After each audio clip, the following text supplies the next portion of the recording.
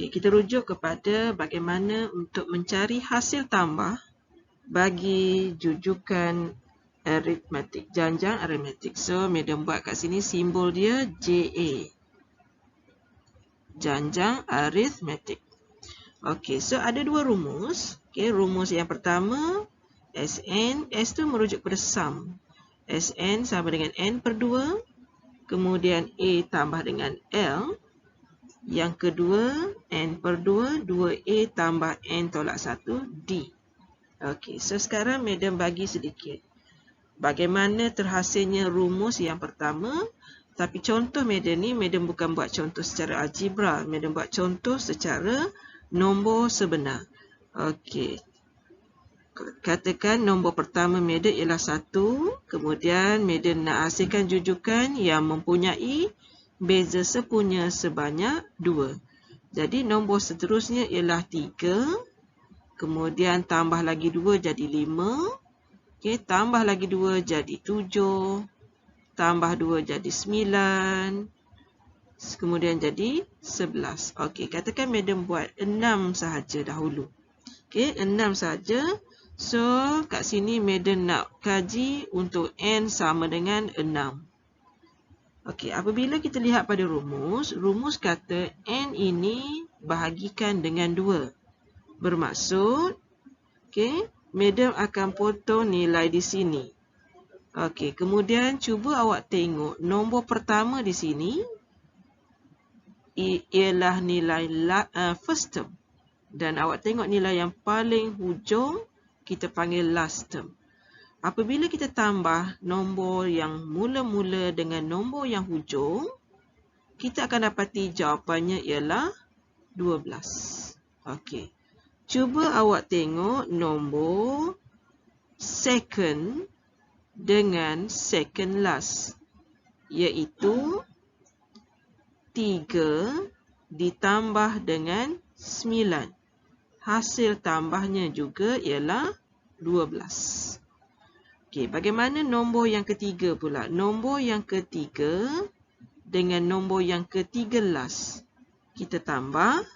Okey, kita tengok apa yang kita dapat. Kita dapat 5 tambah dengan 7.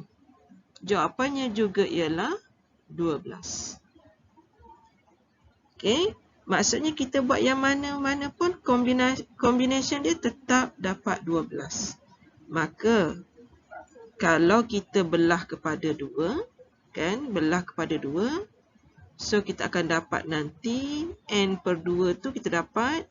So, kalau kita buat SN, N kita 6 per dengan 2. Kemudian, kita pilihlah mana-mana satu yang kita nak. Okey? Sebab semuanya sama.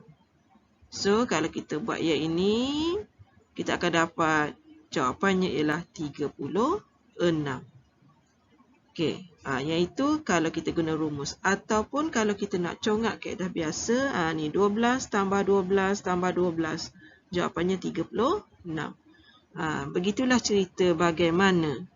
Okey, bagaimana rumus yang pertama ini dibentuk. Okey, madam tak nak tunjuk dalam sebutan yang perwakilan kepada nilai A, L tu lah ya.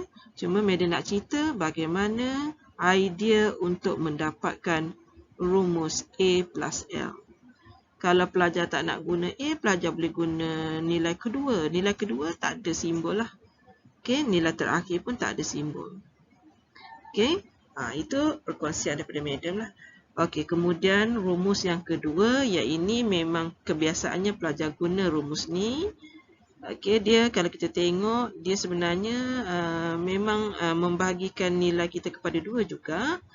Cuma untuk kes-kes tertentu, mungkin soalan itu ada memberi maklumat tentang D.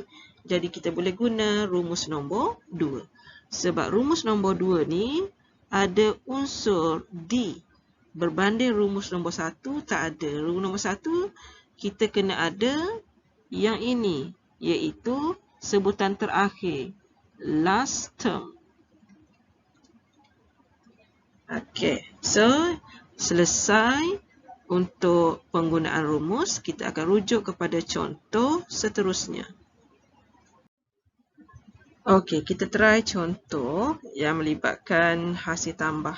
Okey, sebelum tu kita buat ulang kaji sedikit untuk mencari nilai Z terlebih dahulu. Okey, so yang pertama, daripada soalan, kita tahu bahawa nilai A soalan ialah, A jujukan ini ialah 41. So, untuk mencari nilai D, kita akan membuat sebutan yang kedua ditolak dengan sebutan yang pertama, iaitu 36 tolak dengan 41. Okey, nilai D boleh negatif. 36 tolak dengan 41. So, kita dapat jawapan D-nya. Beza sepunyanya ialah negatif 5. Okey, so kalau kita buat secara manual dekat sini, okey, nombor yang mula-mula ialah 41. Okey, kita kena ready dengan kalkulator. Okey, nombor 41 ni kita tolak dengan 5. So, kita dapat 36. Kemudian tolak lagi dengan 5. 31. Tolak lagi dengan 5. Kita dapat 26. Tolak 5 dapat 21. Tolak 5 dapat 16. Tolak 5 kita dapat 11. Okey. So, kita dapati Z yang dimaksudkan oleh soalan itu berada di sini. Ini Z. Maka, dia akan menjawab soalan pertama kita, iaitu nyatakan nilai Z. Z bersamaan dengan 16. Okey. Kemudian, soalan seterusnya, dia nak cari hasil tambah 5 sebutan berturutan sebelum Z. Okey, 5 sebutan berturutan sebelum Z. So, kalau kita tengok kat sini yang kita buat tadi, ni nombor pertama, nombor kedua, nombor ketiga, nombor keempat, nombor yang kelima. Okey.